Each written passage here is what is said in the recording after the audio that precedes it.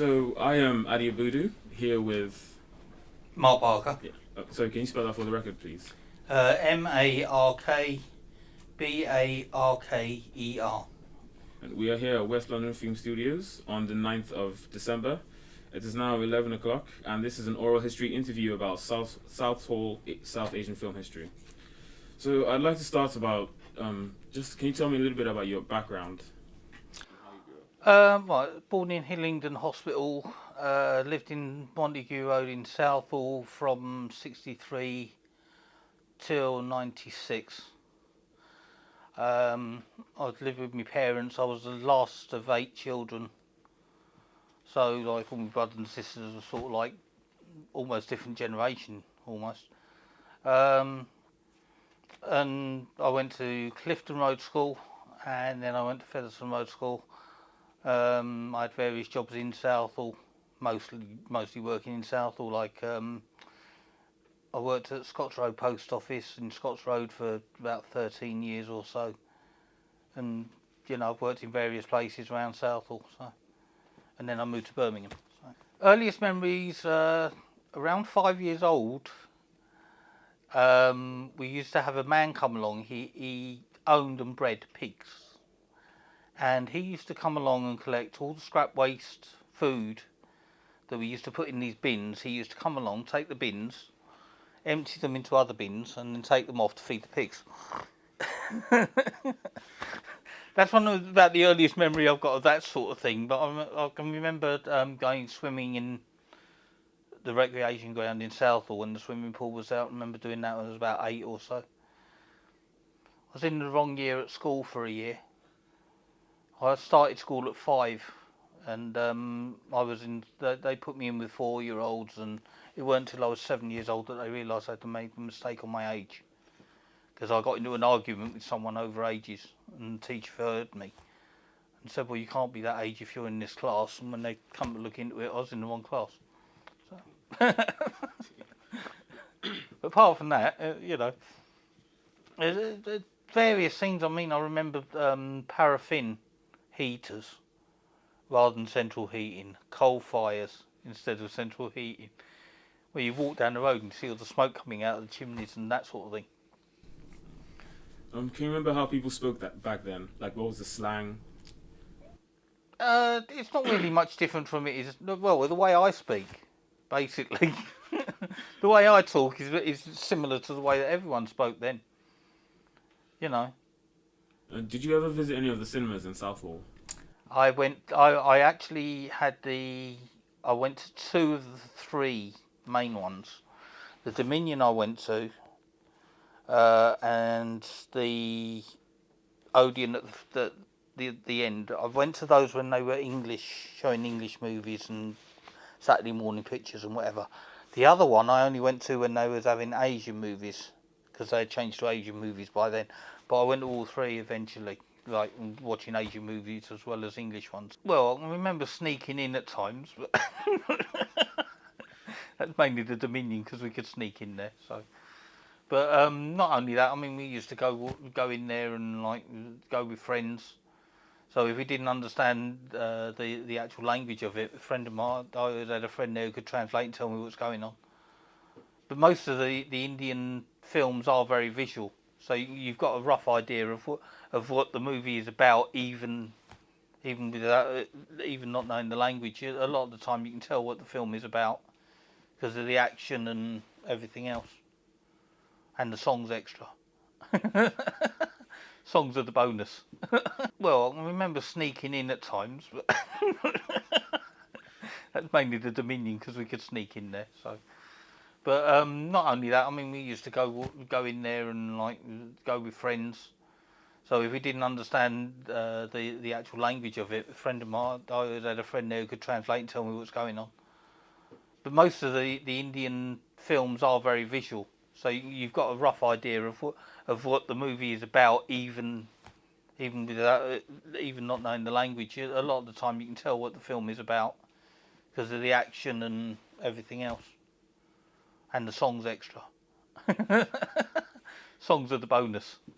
Indian movie theatres, I think, are around because Like, and it seemed to be all the Indian movies you could see in Southall, all the English movies were further afield. You know, but a lot of people were coming from further afield to watch the Indian movies in Southall. So, And when you watch the South Asian films, what was your experience?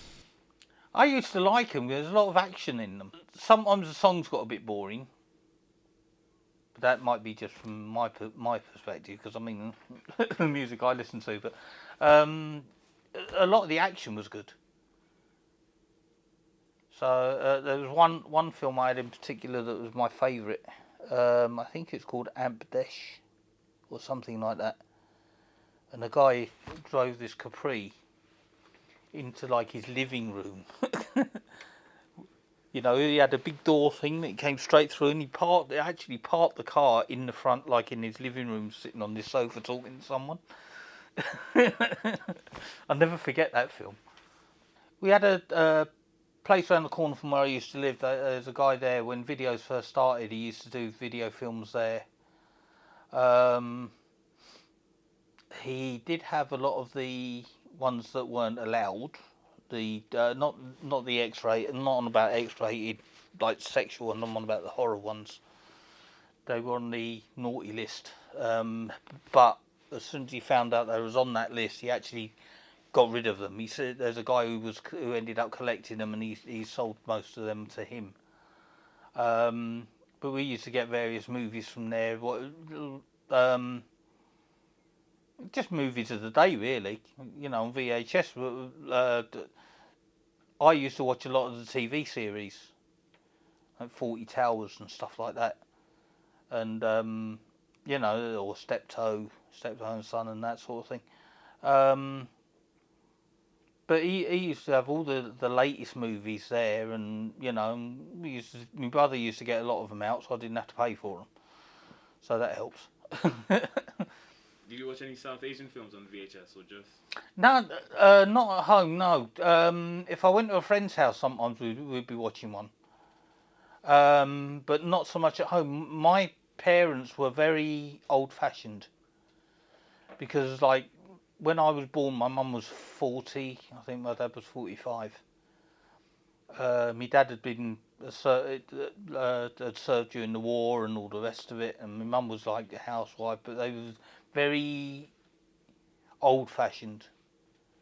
They weren't racist or anything, but they were very old-fashioned, and my dad would never watch anything like that. He had funny taste, my dad. Certain comedies he wouldn't even laugh at, and yet I'd be rolling on the floor. So it's probably just an age thing. A lot of the old parts of Southall are sadly being got rid of, demolished, and made way, and a lot of stuff they're putting up in the places I don't know, they're ruining it. It's been ruined to an extent. You know, a lot of the old places I remember, like where the Manor House grounds is, along the green there.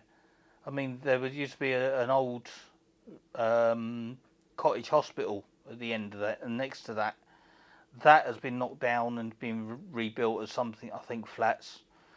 The library, which had been there for since I was a kid, that's all been knocked down now, down one of the side roads there. Everything is changing, and not all for the best. You know, it would have been nice for a few more older buildings to have been kept, like the Dominion there. You know, would have been nice to have those sort of some of them older buildings left. But it seems that everyone nowadays, all they want to do is knock everything down, get rid of it, and just build, you know, faceless edifices in place of them, basically. There's a lot. There seems to be a lot of Somalis and Muslims around Southall now. Like at the top of the road where I used to live, there's a mosque now. When they do Friday prayers, you actually have them lining up on the pavement all the way down, halfway down the road, praying. And I mean, you can see anyone trying to walk down the road, they're either having to cross the road, or cars can't get down there because people will be standing in the road actually doing their prayers. I mean, when we was kids, we used to do lots of different things. Like there was obviously no video, there was no videos, games. There was no internet. There was no mobile phones. We used to do lots of things outside. Nowadays, the stuff, if it was done outside, would be called trespassing. When we were doing it, it was called exploring. If there was a hole in the fence, guaranteed that within a week we'd be through it to find out what's on the other side of it. Which we done on the gasworks and the railway. Me and my nephew at 8 years old found a door open which led up onto the railway. We went across 8 tracks. There was express trains on that, running on those lines as well. We went across the 8 tracks and through a hole in the fence on the other side. And our parents got that worried. The police were called, and we was actually found playing in the play park at the bottom of the station bridge. And they couldn't work out how we got there. And we told them we actually went across the train tracks. They were nearly always full, as I remember. And people used to, there was a lot of families going there. That's one of the reasons how we managed to sneak in a lot of the times, because we would sort of like mingle with their kids and then sort of like, and sort of sneak in that way. But yeah, it was more family orientated, I think then. With the English people, kids would go to see kids' films. Maybe the parent would go with them, depending on things. Like when we was kids, it didn't matter too much. But nowadays, obviously, you don't know who's lurking around. But in them days, the Indians always went as a family. There'd always be the mum, the dad, and kids, and they'd all go there and all the rest of it, and and they all enjoyed themselves. And most of them seemed to walk, because there was no car parking areas around in Southall. Well, there wasn't many cars full stop in Southall around, around the area I'm talking about sort of mid-70s. Well, no, probably before that actually, late 60s, early 70s. There weren't that many cars around, so most people walked around anyway. But they always made it like a family outing. Whereas with us, we'd there'd be a few friends or whatever. We'd go there it would be like a kids' game basically going there. Whereas the Indian people always treated it as a day out, family. Some of them would take their own food with them, and virtually have a picnic while they're watching the film. But I remember that it always, my one abiding memory is they were always full. Like if you went to watch a movie, English movie or whatever, they would never. Sometimes they were full, depending on the movie. But the Asian ones always, every day, always full. Even like midweek, weekends, whatever, always full. I remember the Southall riots of the 80s. Oh, okay. Around the time of Blair Peach. It was late 70s, early 80s, I think it was. One of the riots actually took place at the top of Montague Road where I lived, and there was a big demonstration just after Blair Peach had died. There was a demonstration, I think, from Western Road right the way down to the Broadway in Southall. I remember that going through the King Street. I was actually in the Hamborough pub the night it got burnt down, because I was there. We went there. There was a punk band on called the Foreskins, and we went to see them. Now, someone had turned around and said that they were like a National Front type group, which was totally false. We was in there just listening to the music and whatever, and petrol bombs came in through the windows. As we ran out, there was groups outside just basically punching and kicking us and whatever as we was running out, trying to get away from the flames. And the Hamborough burnt down that night. And that was all through. I think it was basically. I think the National Front decided to hold a meeting in Southall Town Hall. Now, probably if they're doing it they're probably only doing it for the publicity sake of it. But it turned into like three nights of rioting. And in those 3 nights of rioting, Blair Peach ended up losing his life. You know, the Hamborough Tavern ended up getting burnt down, all because some idiots wanted to hold a meeting in an area which was they wanted to hold it in an area where it was a high Asian population, and they held that in Southall Town Hall. I think it was wrong for anybody to have allowed them to hold it there. I think it was wrong for them to allow them to hold that sort of rubbish anywhere. But I mean, to hold it there, the police were asking for trouble. You know, it was obvious it was going to spark something. You know, and basically it just sparked from that.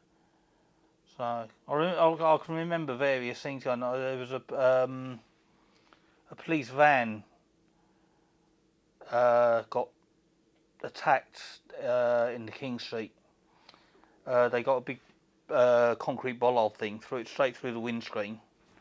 The police scattered and they set light to it as well. That was in the middle of King Street. So I remember that. So it was still there the next morning when I was going to work. So you know. So we're coming to the end of the interview. Before we finish, is there anything you'd like to add? Like I say, most of the time in South, I don't remember any riots being between whites and Asians. They've always been like the National Front thingy. That was partly political, but the National Front were totally a racist organisation anyway. You know, so that was understandable. That wasn't actually whites against Asians, because a lot of white people, like Blair Peach, for example, a lot of white people were with the Indians, like against it. You know, so that wasn't a race. You know, it wasn't whites against Indians or whatever, or nothing like that. I've always, in Southall, everybody seemed to get on with everybody else, irrespective of colour, religion. You know, like it was friendly. Everybody knew everyone else. You know, Sikhs came in, started living down the roads and whatever, and everyone accepted them. They were neighbours. You know, and everyone got on with everyone else. You know, I don't know if it's changed. Obviously, I haven't lived there for a long time. I've got a friend who still lives there, in the same street that I was brought up on. It has changed. I mean, there used to be pubs all the way down there now, and I think there's like one. There used to be about 10. Between one end of Southall to the other, there used to be about 10, and now I think there's one, if that. But it's different. That's obviously different culture. I mean, the English people, the pub was like, it was like a meeting place and like sort of a drinking culture. Whereas with Sikhs and Hindus, Muslims, whatever, they don't drink like the English do, and they have other places to meet rather than in a pub. So they tend to turn the pub into restaurants, because restaurant is more. It's again family orientated again, where you know. So I've noticed that, but I don't know. It doesn't feel the same going through Southall as it used to. I don't know. I'm quite wary going through there sometimes. You know, certain areas.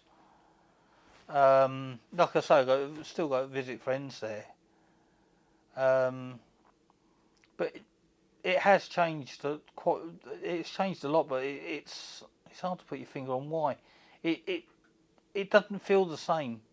It's not a friendly sort of place as it was before. You know, before like everyone would be hi and all this sort of thing. Now, like, if they speak to you at all, then it's usually like I've noticed when we're walking through there. For some reason, the Sikh people start looking at me and my friends and calling us Gora, which I know means white man. Why they do it, I don't know. You know, we're just walking down the road and like minding our own business, and someone turns around and say, basically, My friend gets uptight about it. I just say ignore it. You know. But like I say though, like my generation, we all got on fine with everyone. You know, sort of like I'd walk along with a big stereo, music blaring. Everyone knew me. And a friend of mine said, "Aren't you scared of getting mugged and someone taking it off you?" I goes, "What do you mean getting mugged?" I goes, "I know most of the people around here." I goes, "Most of the muggers I probably went to school with." It's sort of there was never. You always felt safe in Southall. That's gone. There's certain areas. I don't know what it is. I wouldn't walk through. I wouldn't like to walk through there at night time. Whereas before, like when I was living there, I was walking through there at 3 o'clock in the morning with a stereo blasting. I wouldn't walk through there now. Not that late at night. I wouldn't. There used to be a programme called Love Thy Neighbour, which some people would remember. It was a white family living next to a West Indian family. They was at loggerheads. They call each other names, and it was classed as racist. We would call each other the same names at school, right? But we'd never end up. There'd be no fighting or anything like that. We'd just laugh it off. We call each other the same names as they used in that programme. But I mean, as kids, there wasn't people with different colour. Sometimes you noticed it. A lot of the time you didn't. They were friends. They were neighbours. They'd speak a different language. So what? They're all human beings, and we'll all have a laugh in the park. Like I said before, we kick lumps out of each other and that, and then go for a drink afterwards. But we was always there. It was always like if one of our friends was getting picked on, then obviously we'd try and help him. Didn't matter what colour he was. Didn't matter if the aggressors were of any colour. It didn't matter. Friends were friends. Neighbours were neighbours. At school, you had little cliques at school. You had certain groups sort of like stuck together, but there was no fighting or gang warfare or whatever. There later there was a couple of Asian gangs that I remember. That was after I left school. Tooting Hungs and Holy Smokes. But I don't know if that's still. I don't know if is that still Asian. There's two Asian gangs. I know those are loggerheads when I was living in Southall.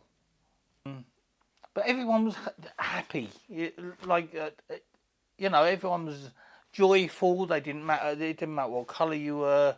You was there celebrating with everybody else. Fireworks were going off. We was lighting candles there. I didn't know the significance of it at that time, obviously. To me, everyone just lighting candles and, it's great. So I didn't realise there was a religious connotation to it as such. But obviously a friend of mine did. But being a Hindu, he had a thing in his front room which was all different. I've never seen it anywhere else before. There was models of Jesus, there was Buddha, Krishna. There was all these different idols, I suppose. There was Mary, there was the Jesus ones, all these different things. And he would stand and pray in front of them all. Because he said, which one's right? He said that Hindus believe that all gods are right. It's not just one, there's various gods, not just like, they're all linked somehow. But I don't really understand it all, but